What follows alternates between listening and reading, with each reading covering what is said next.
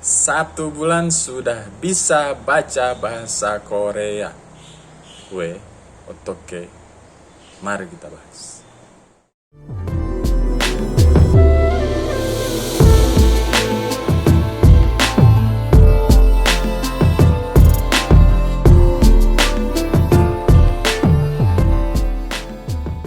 Dua faktor utama untuk kalian bisa belajar bahasa Korea secara mandiri di rumah. Assalamualaikum warahmatullahi wabarakatuh. 안녕하세요 친구들. 잘 지냈지? Bangga. Senang sekali bisa bertemu dan menyapa kalian lagi. Kali ini saya akan membagikan tips bagaimana caranya 1 bulan sudah bisa baca bahasa Korea, teman-teman. Itu bukanlah hal yang sulit, teman-teman. Jika kalian fokus dan konsisten dalam belajar bahasa Korea, itu bukanlah hal yang mustahil, teman-teman.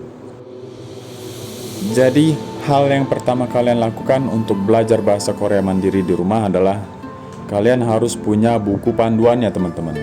Seperti buku panduan yang saya pegang ini, ataupun kalian bisa mencari referensi yang lain. Kalian bisa beli di toko buku, kemudian alat tulis, lalu website yang membahas tentang ujian IPS topik,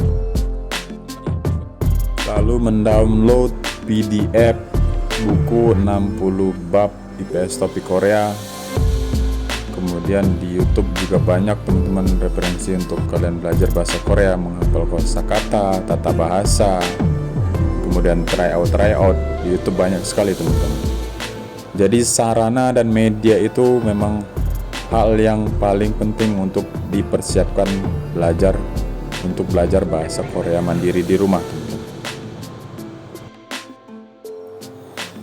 Kemudian yang berikutnya adalah faktor penunjang.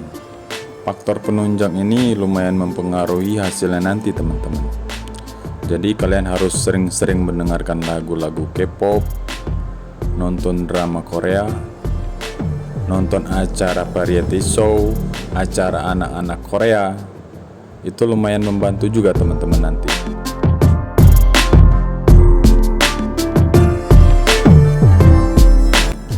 Tapi dari kesemua persiapan, kemudian kedua faktor tersebut, hal yang menjadi kunci utamanya adalah kalian harus belajar secara efisien. Belajar efisien maksudnya adalah kalian harus bisa membaca. Kalian hafalkan huruf Hangul dulu, kalian hafalkan huruf vokal, huruf konsonan, vokal rangkap, konsonan rangkap. Kalian hafalkan dulu di luar kepala. Kalian harus bisa membaca.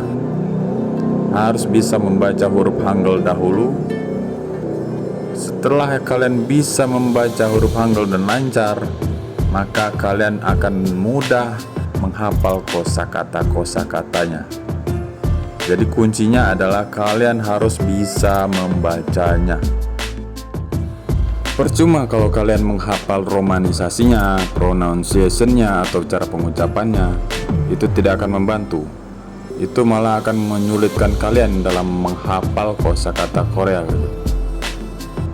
Jadi teman-teman, kalian harus bisa membaca dan menghafal huruf Hangul terlebih dahulu. Kalian bisa membacanya dengan lancar, dan kalian akan mudah membaca soal-soal ujian IPS topik, baik yang soal mendengarkan ataupun soal yang membaca, teman-teman. Jadi kalian akan sangat-sangat mudah menghafal kosakata-kosakatanya, mudah memahami pertanyaannya, dan kalian akan bisa mengerjakan soal-soal tryout di YouTube, soal-soal di buku, maupun soal-soal di tempat-tempat yang lainnya. Satu lagi saran dari saya, guys, kalian kunjungi website info menarik. Di situ ada 2000 kosakata Korea. Coba kalian hafalkan 2000 kosakata itu.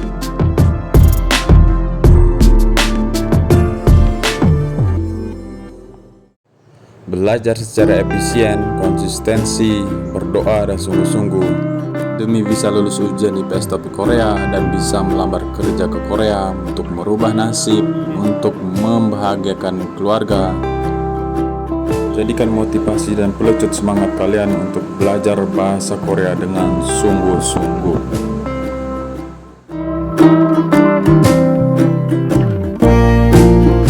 Oke teman-teman, itulah tadi cara dan tips untuk kalian belajar bahasa Korea secara mandiri di rumah. Semoga bisa bermanfaat untuk kalian semua dan bisa membantu ya teman-teman. Oke, sekian dari saya. Wassalamualaikum warahmatullahi wabarakatuh.